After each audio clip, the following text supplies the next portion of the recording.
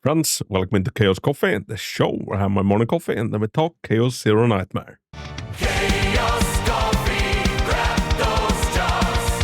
Oh, by Jiggle, feel the tug. Double D Thunder, mouse in the fight.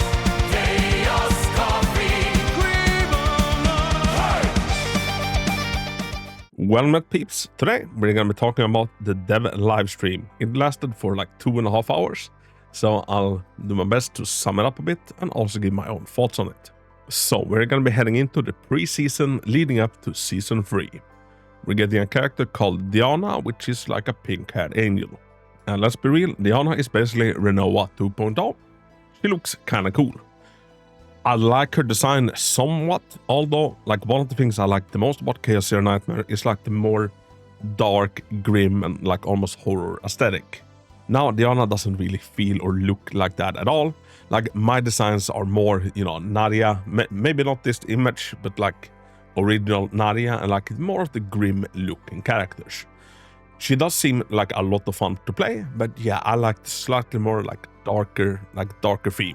And I keep wondering when we're getting the Mickey Mouse hand girl that they show off like in the login screen. Maybe she will be the unit to like start off season 3. We'll see. So once again, we had a live stream that like addressed a lot of, say, some issues and some grievances, and a lot of focus was just on like a little bit of course correction going forward. We're getting a new endgame mode called Sortie, and by the looks of it, that is kind of what the Chaos Zero Nightmare experience is gonna be like very tailored around. And Sortie is kind of phrased as like being like a very, like much more roguelike experience, and save datas are not, like you're not gonna be able to use them to farm save datas. And now if you're like me and you've been a day one player, keeping up with the game since like, every day since launch, like I can feel that I'm a bit like burnt out of like just farming save datas, so I'm happy that we get something new that the game can revolve around. But speaking of save datas, we're also gonna get like more tools and like more items like help like more easily perfect the save datas, more unidentified areas that can like trigger like really good epiphanies, whatnot. So like they are looking to polish out a lot of the grievances, like thank God. Another critique they addressed is that like season 2 has been very, very chilled for the characters released during season 2, especially 9, and basically all other characters have had a little bit of a rough time getting through it. Now it can be done, but yeah, going forward it looks like they're gonna like try to be a little bit broader when it comes to seasonal content and not only make it hyper focused on just the characters released. And honestly, I think that is great. One of the best things about Chaos Zero Nightmare is that like every character is good, interesting, and has a unique playstyle. But like a lot of the older combatants doesn't get to shine because they're basically almost useless against like current content. So I very much think like having a broader approach going forward is a good thing. Now the live stream was also joined by 3 content creators that raised some interesting questions. One question was, are we getting any like male operatives, male agents, and not in the foreseeable future? It doesn't seem like they have any plan for it, but they did say that they hear like the communities want for it, so we'll see. I'm a little bit surprised because like we don't have like a super bad like mix-up like from the start of the game, but yeah, we haven't had a single like limited or like new addition that is a male, so I thought we'd see a little bit more. I get it, big boobs, lots of fan service sells more, but I do personally feel like we should throw a bone to the husband and the lovers. Then they were also asked about skins, and skins doesn't really seem to be in the cards, like not on the table, not anytime soon. They phrased it as like having to make a completely new 2D sprite. If it's a skins, like basically making a new character. On the other hand, like yes, for the visual side, but like you don't have to, like I assume that the biggest job when it comes to creating a character is like figuring out the core functions, how the cards are gonna synergize, etc. And like the visual is like a little bit of a less of a job. And honestly, how much work does it take? And if you sell it as a skin, it's like obviously gonna pay for itself, like 10 times over, depending on the skin and the combatant. But yeah, in the near future, it doesn't seem like we're getting skins. They did talk about like a summer themed character, so we are gonna get like, it's obviously gonna be someone with giant melons in a bikini, so expect that around June, July maybe. One really good question that was brought up is there gonna be any reward for like doing higher difficulty chaos? Because right now everybody is like farming save data value 15 on like a level 8 difficulty, and there's never really any reason to go above that. Is there gonna be more of an incentive to do that?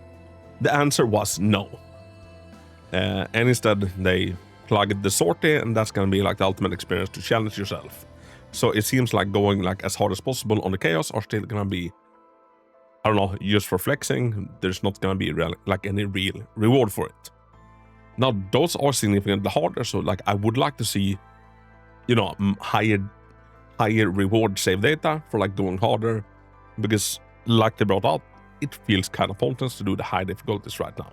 Regarding character buffs, they are looking to buff Yuki. As far as I know, we don't have full details on like how they're gonna buff Yuki, but they are gonna buff Yuki.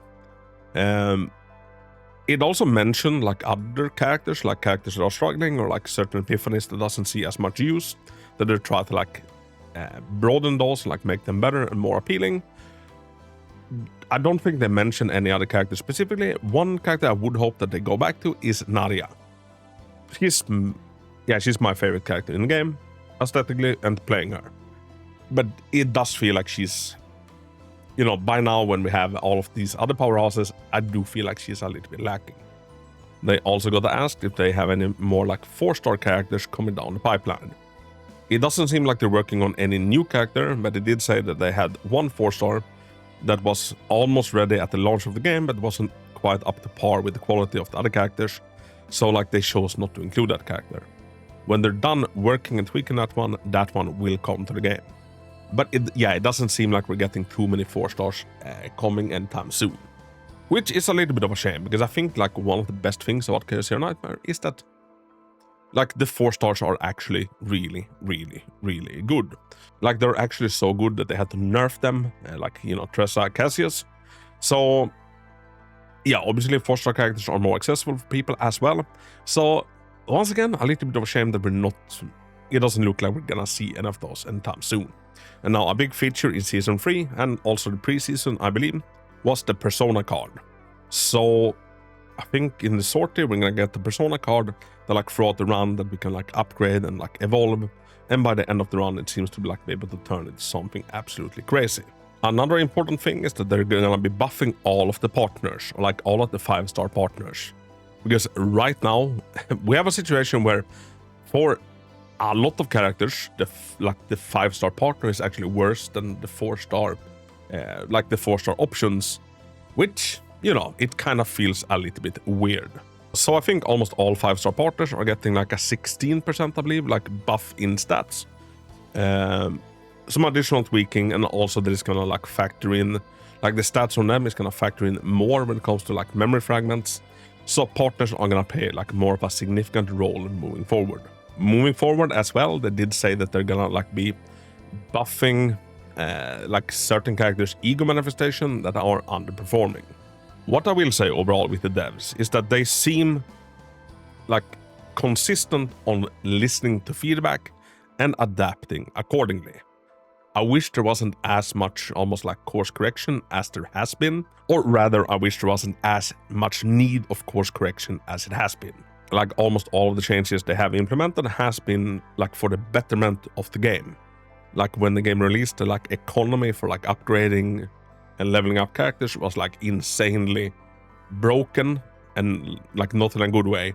And them like tuning down the resources requirement was a very, very smart move. It feels like the devs are very much figuring out as they go, and to their credit, they are being kind of transparent about like that is what they're doing. So a lot of the game, a lot of the core mechanics is still like being figured out, and we're still at the stage where we throw a lot of stuff at the wall and then we see what sticks. And you know what? I'm here for the journey and I'm hopeful for Season 3. Everybody, let me know your thoughts down below. What's your favorite thing about the preseason and what's coming up ahead? And are you excited about Diana? If you are, best of luck in your pools. Until next time, Haku out.